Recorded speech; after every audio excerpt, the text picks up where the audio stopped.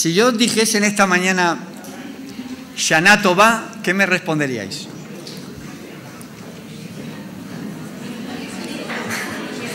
Yo pensaba que todos sabíais hebreo.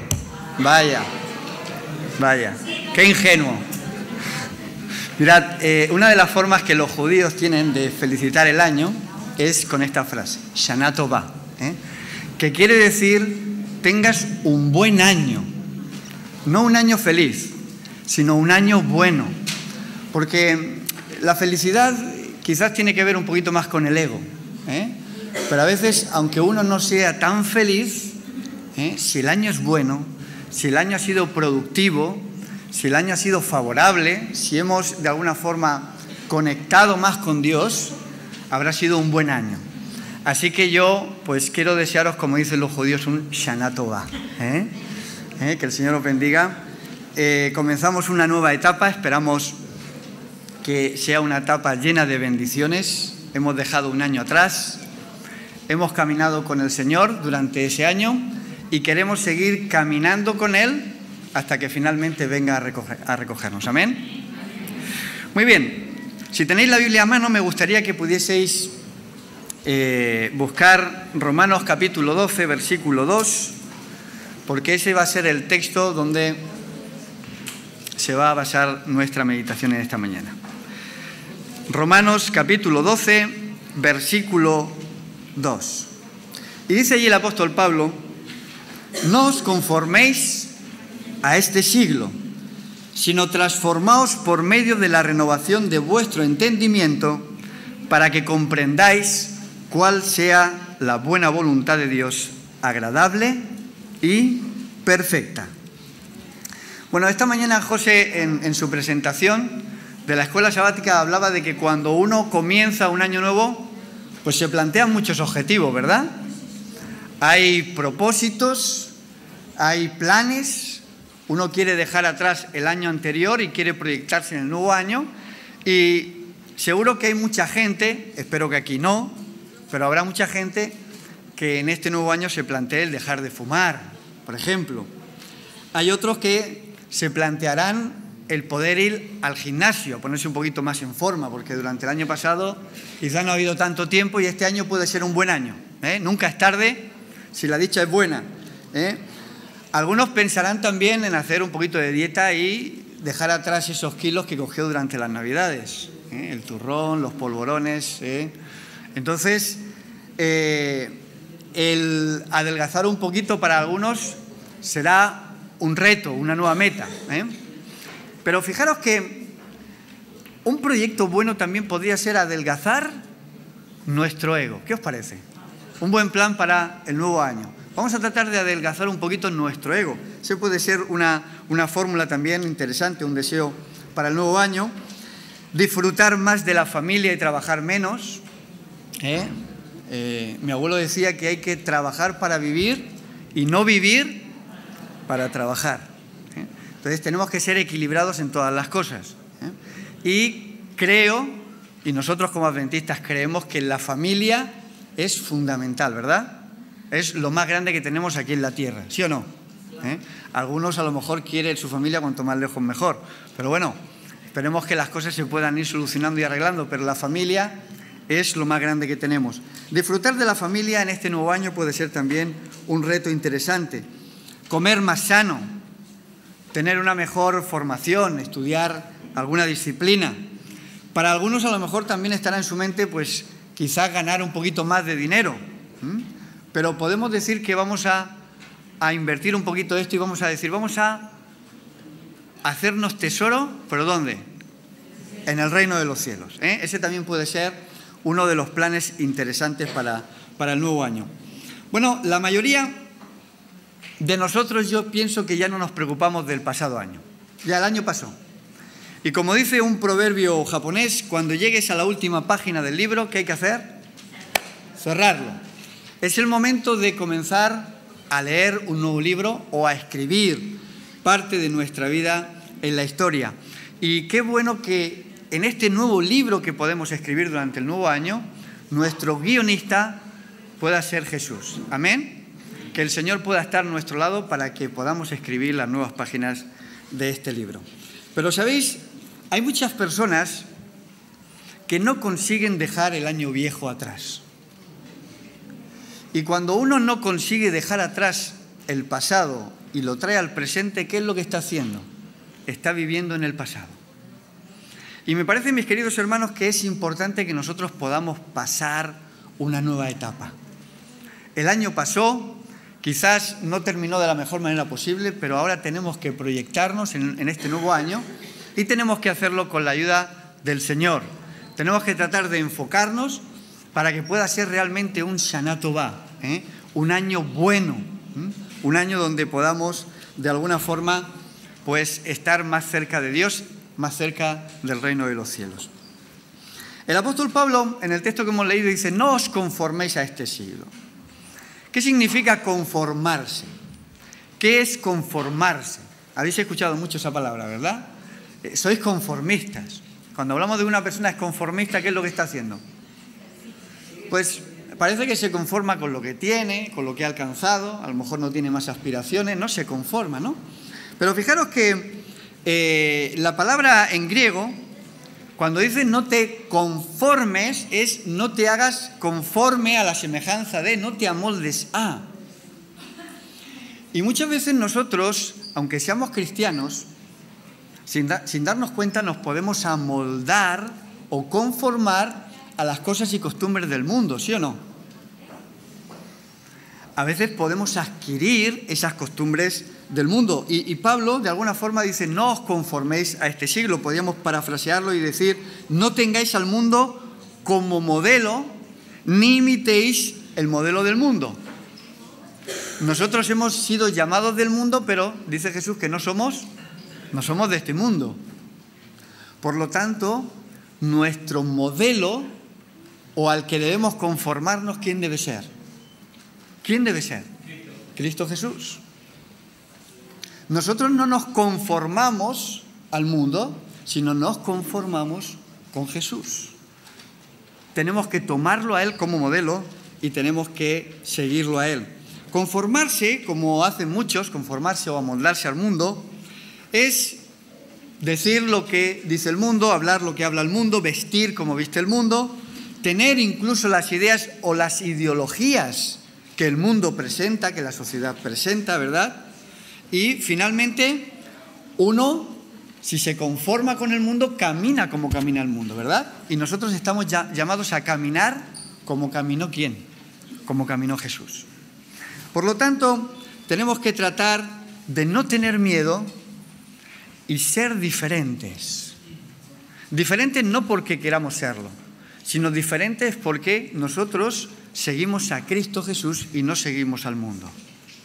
Y de alguna forma el apóstol Pablo nos invita para que en esta nueva etapa, en este nuevo año, podamos tratar sobre todas las cosas de tener como modelo a Jesús. Que Él pueda ser el que nos marque el camino, que pueda ser nuestro guionista, el que nos ayude a escribir las páginas de la historia de mi vida durante este nuevo año. ¿Sabéis? La conformidad, mis queridos hermanos, puede ser peligrosa. Puede guiarnos a cosas que van en contra de la voluntad de Dios. Durante estas fechas seguramente hemos comido con familiares que muchos de ellos no serían adventistas. Se puede dar el caso. A veces pues disfrutemos de la familia y hay familias que no comparten nuestra fe. Yo cada año que voy a visitar a mis tías, que las tengo en un pueblecito de aquí de Almoradí, pues ellas siempre sacan la mistelita, el vino dulce, el champán, y algunas cositas pues que nosotros como adventistas y por principio no tomamos o no bebemos, ¿verdad? Bueno, eso creo. A veces uno luego en la intimidad hace a lo mejor otras cosas, ¿no? Pero la idea es que nosotros podamos dar testimonio y defender nuestros principios. Así que muchas veces podemos incluso amoldarnos a costumbres que no sean las correctas o las mejores para nosotros. Nosotros caminamos en una dirección porque vamos siguiendo a Jesús y el mundo camina en otra dirección totalmente diferente. Mirad, os cuento una experiencia que viví hace muchos años, pero espero que esta experiencia pueda ayudar a otros. Yo conocí la iglesia con 19 años. Y cuando conocí la iglesia, yo trabajaba en una fábrica de hacer cañizo. No sé si alguno sabe lo que es el cañizo, o el mimbre también. El cañizo, pues digamos que viene de la caña, esas cañas naturales que crecen en los márgenes de los ríos. Esas cañas son gordas, se hacen altas, se cortan, luego se pasan por una máquina y esa máquina lo que hace es dividir esa caña pues, en varias cañitas. Y luego eso se va metiendo, esas cañitas se van metiendo en una máquina tejedora que lleva un pedal y entonces se va tejiendo con hilo de alambre. Y eso se emplea pues para las vallas de los chalés, para los sombrajes, tanto el cañizo como el mimbre. Y yo trabajaba en esa fábrica y conocí el Evangelio. Entonces, imaginaos lo que era tener que decirle ahora al jefe, al dueño de la empresa, decirle, mira, yo los sábados no vengo más a trabajar. ¿Alguno ha tenido que vivir esa experiencia? Seguro que muchos, ¿verdad? ¿Cuál fue la contestación del jefe? Mira, si tú no vienes los sábados, no hace falta que vengan más a trabajar.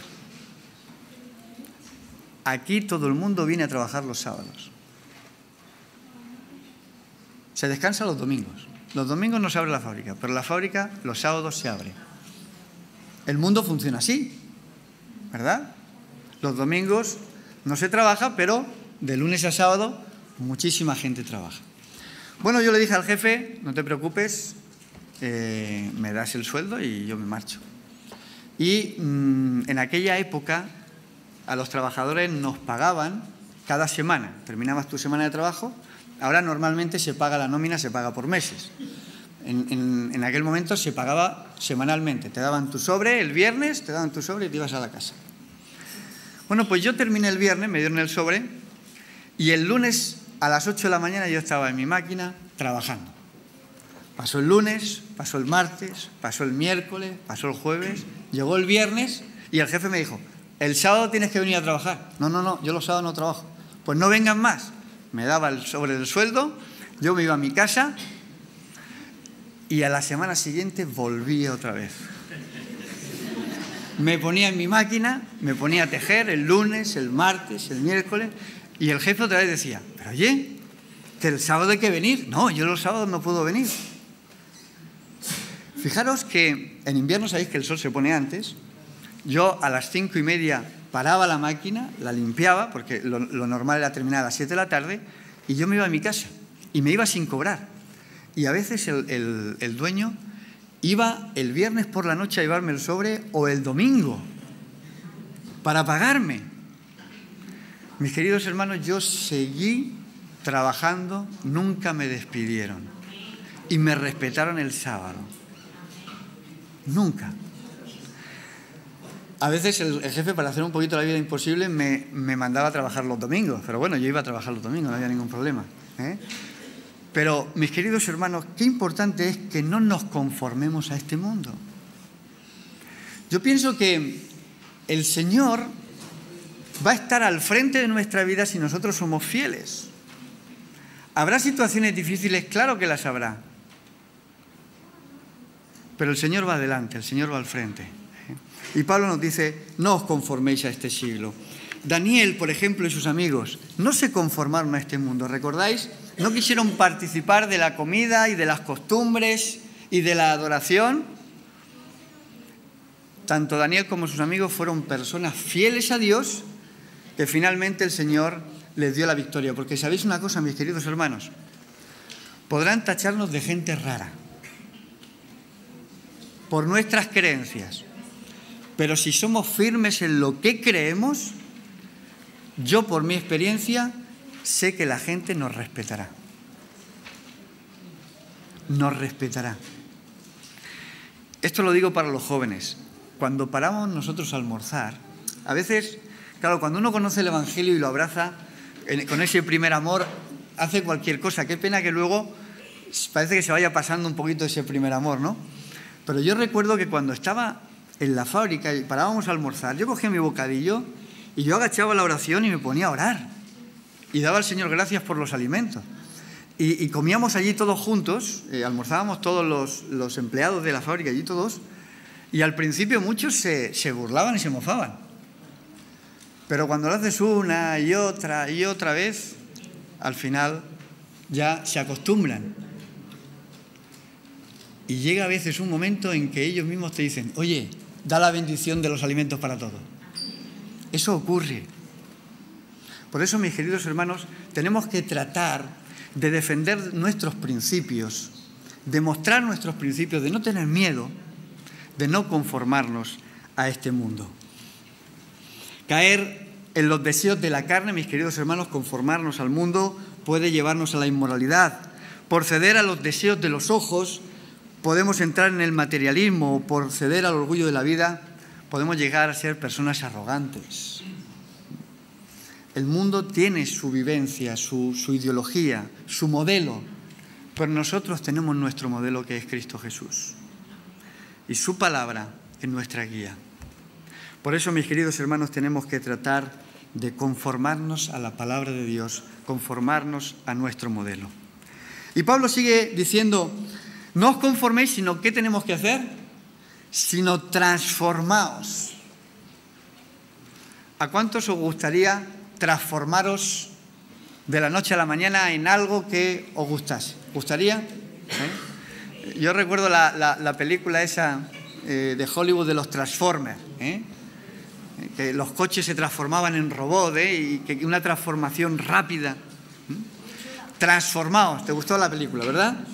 Transformaos, El verbo es metamorfo, y de ahí viene la palabra metamorfosis, que es un cambio. ¿Sabéis? Esta palabra se aplica también a Jesús cuando se transfiguró. Hizo una metamorfosis. Y qué bueno es que nosotros podamos también hacer esa especie de metamorfosis, de esos cambios que necesitamos en el proceso de nuestra transformación al modelo que es Cristo. Transformarnos conforme al modelo que es Jesús. Ahí incluye la santificación. El poder cada día, mis queridos hermanos, luchar con nosotros mismos para conseguir parecernos cada día más a Cristo Jesús. Pablo nos invita a esa transformación. Si alguno está en Cristo, ¿qué es?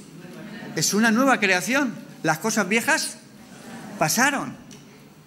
Por lo tanto, mis queridos hermanos, si el año pasado no fue espiritualmente muy bueno, ahora tenemos la oportunidad de poder vivir una experiencia renovada y nueva en Cristo Jesús. Porque si nosotros estamos en Cristo, una nueva creación vamos a ser. Vamos a ser realmente transformados a la imagen de Jesús. No viviremos una vida superficial, sino una vida realmente con sentido, con propósito, porque tenemos nuestra mirada puesta en aquel al que queremos realmente parecernos.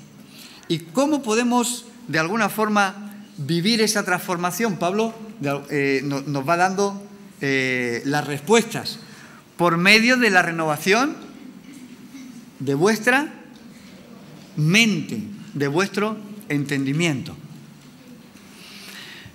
Aquí tenemos algún psicólogo, ¿verdad? Loli, no sé si hay algún psicólogo más. Yo recuerdo hace años, sí, verdad, María Dolores. No sé si esto será así, pero hace años, hablando con un psicólogo, él me decía que una de las cosas más difíciles para el ser humano es cambiar la estructura mental.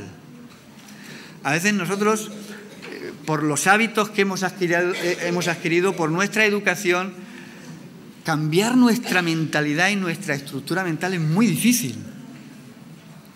¿Sabéis que hay 3 cosas que son muy difíciles de cambiar? Por lo menos 3. Habrá muchas más, ¿no? Pero hay 3 que enseguida las vais a relacionar. Número 1, cambiar de partido político, la ideología política. Sí, es verdad.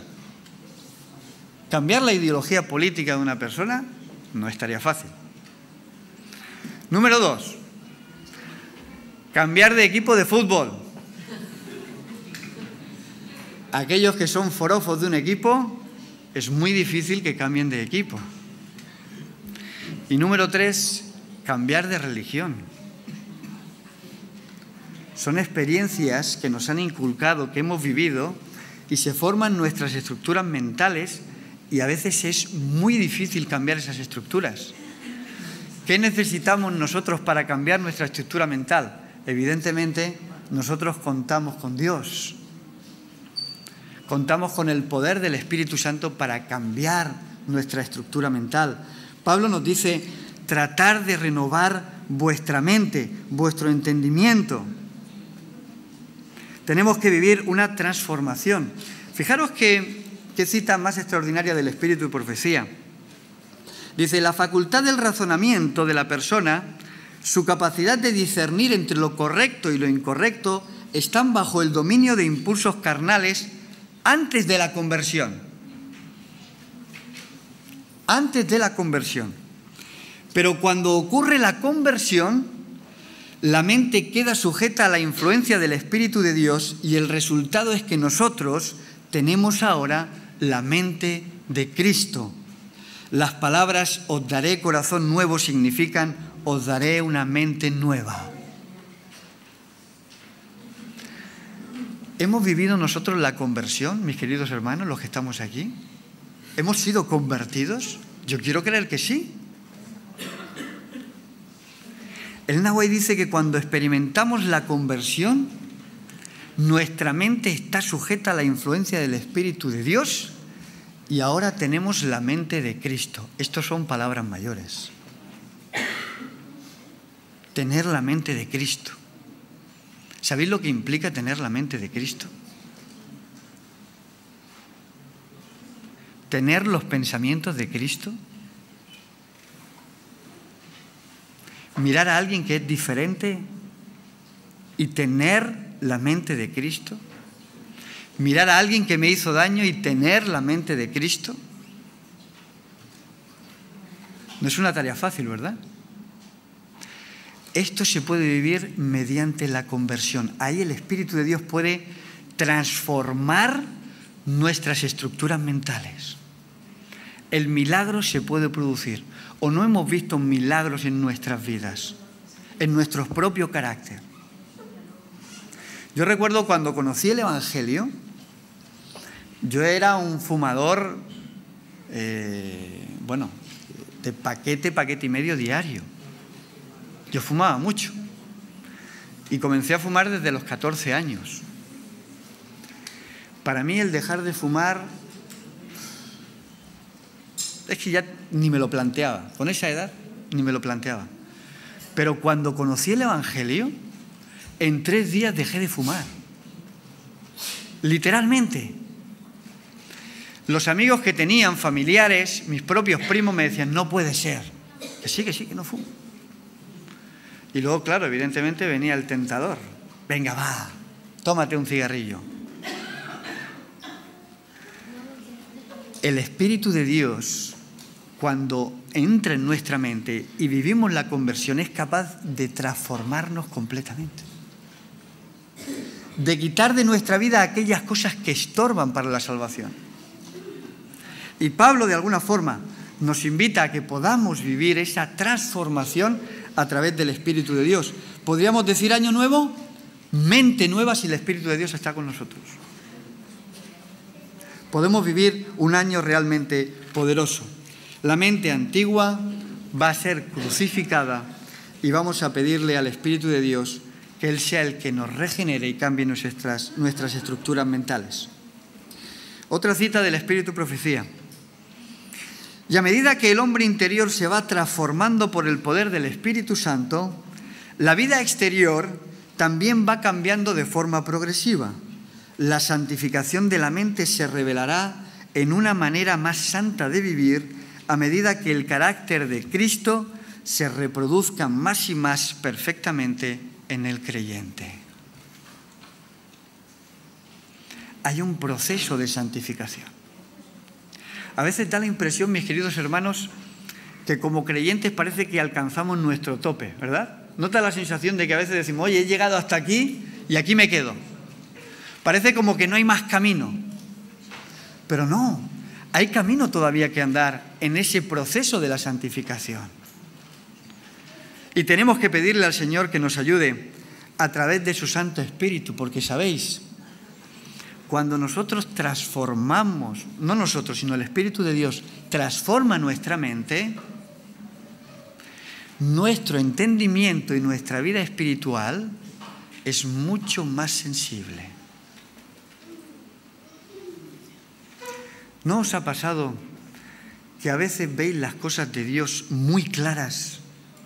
Hay como una inspiración, pero otras veces no sabéis por dónde tirar.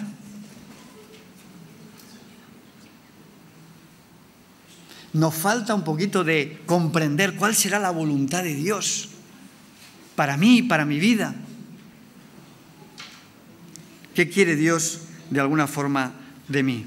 Bueno, Pablo dice que si nosotros a través de su Santo Espíritu transformamos nuestra mente y nuestro entendimiento, entonces conoceremos cuál es la voluntad de Dios, agradable y perfecta para cada uno de nosotros.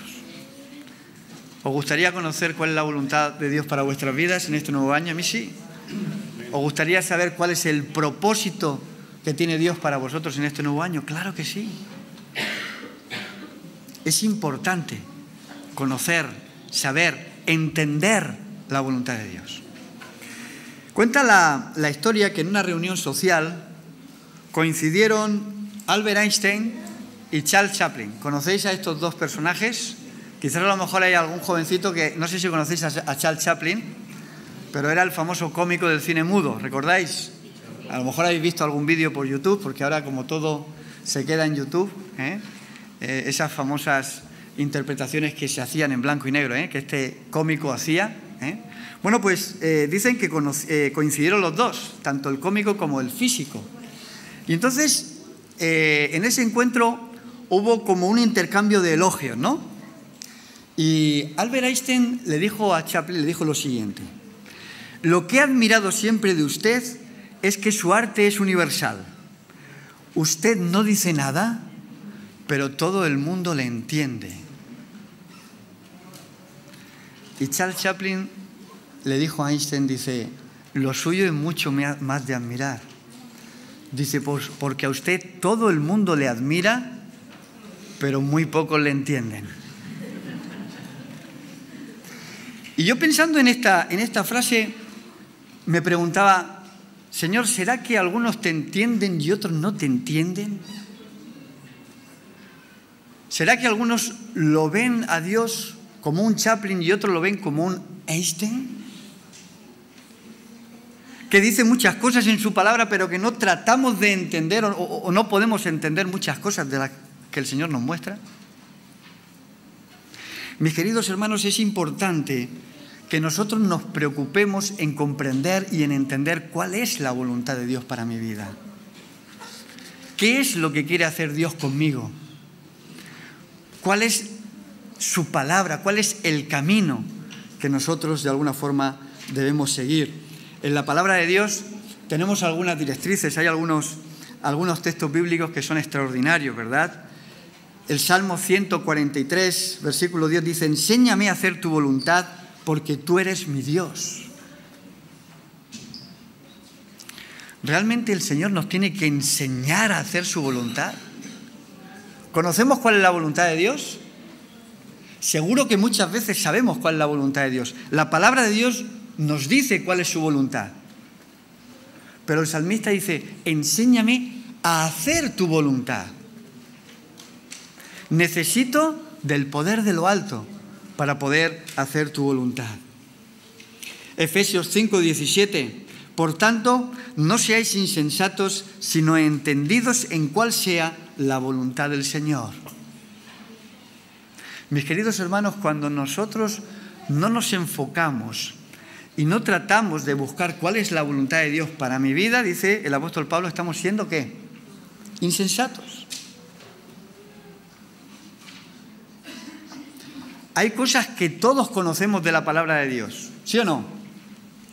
Pero hay cosas que no están en la palabra de Dios y que Dios quiere para mi vida y tengo que tratar también de averiguarlo, de entenderlo, de comprenderlo. Debemos discernir la voluntad de Dios también a través de la oración.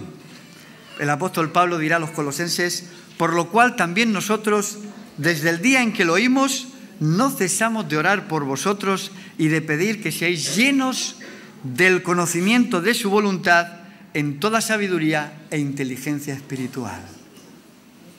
Fijaros qué propósito más bonito para el nuevo año, que podamos orar los unos por los otros para que todos podamos entender, comprender, saber cuál es la voluntad de Dios y la hagamos. ¿Cuántas veces, mis queridos hermanos, a lo mejor vemos a un hermano que va por mal camino y solo lo que sabemos hacer es criticar lo que hace el hermano, pero no orar por él? ¿Por qué no podemos orar los unos por los otros para que entendamos cuál es la voluntad de Dios? Para que nos vaya todo bien. Y yo pienso que, como nos muestra el apóstol Pablo en Colosenses, puede ser un buen propósito también para este año. Jesús, en la famosa oración del Padre Nuestro, él dirá: venga tu reino y hágase, ¿qué cosa? Tu voluntad, así en el cielo como también en la tierra. La voluntad de Dios debe ser hecha, pero nosotros debemos saber cuál es esa voluntad de Dios. Debemos comprender, debemos entender. Porque todo aquel que hace la voluntad de mi Padre que está en los cielos, ese es mi hermano, mi hermana y mi madre. Esta mañana comentábamos en la escuela sabática que somos parte de la familia de Dios, ¿sí o no? Somos hijos de Dios. Bueno, Jesús aquí da un detalle, dice: aquel que hace la voluntad de mi Padre que está en los cielos, este es mi hermano. Pero si no hacemos la voluntad de Dios, ¿podemos ser llamados hermanos de Jesús?